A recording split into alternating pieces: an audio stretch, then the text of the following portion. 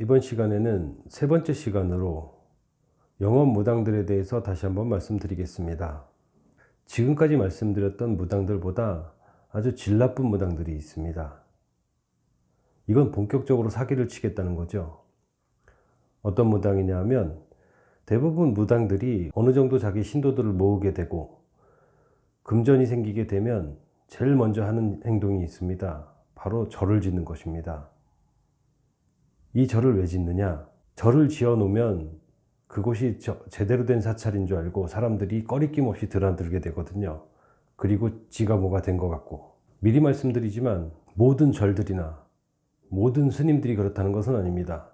올바른 과정을 밟고 온 스님들이나 사찰들은 그것에 해당되지 않습니다. 절이라는 건 사실 세상사에 힘든 사람들이 자기의 고통을 벗어나고자, 간단히 말하면 사는 것이 무엇인가에 대해서 수행을 하고 고통에서 벗어나려고 찾아 들어가는 곳이 절입니다.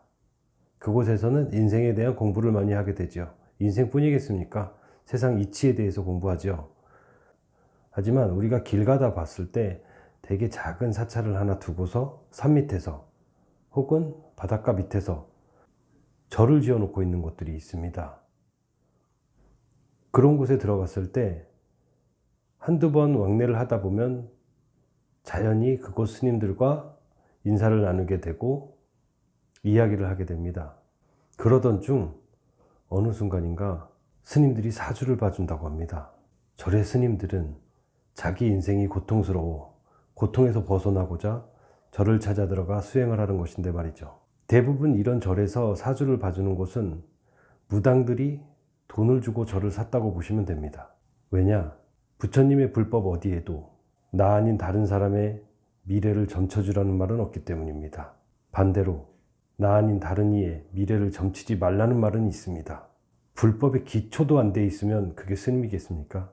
앞에서 말씀드린 한복 입은 무당과 마찬가지입니다. 인간들에게 보여지는 게 있어야 믿고 따라오고 사기치기 쉬우니까, 돈 벌어먹고 살기 쉬우니까 그런 행위를 하는 것입니다. 한간에는 얼마의 돈을 주면 절의 이름을 내줄 수 있게 해주는 것도 있습니다.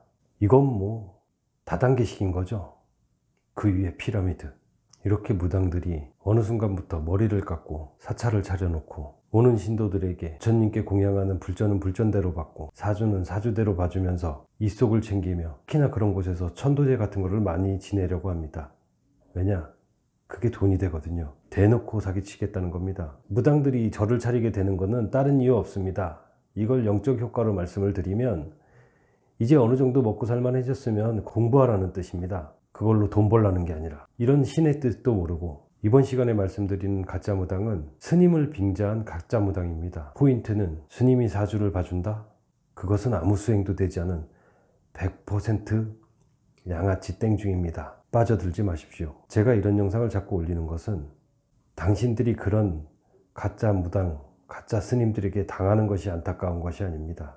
당신들이 당한 것인데 누구를 원망하고 탓하겠습니까? 지금 이 시점에서는 사기친 사람들을 탓하기보다는 당한 사람들이 깨어나야 합니다.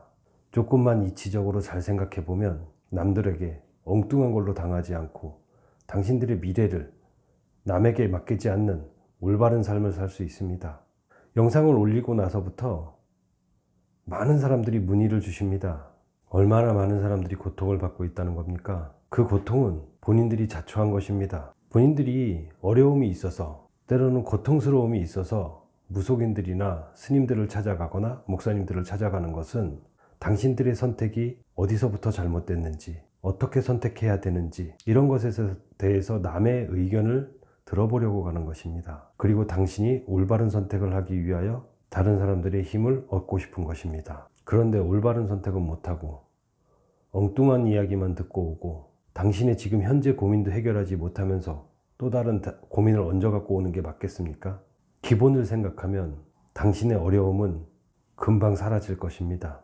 항상 기본을 지키지 못하니까 인간이 어려운 것입니다. 무엇이 기본인지 충분히 마음속으로 알면서 그것을 내 욕심으로 자꾸 찾으려고 하니 어려움이 가중되는 것이고요.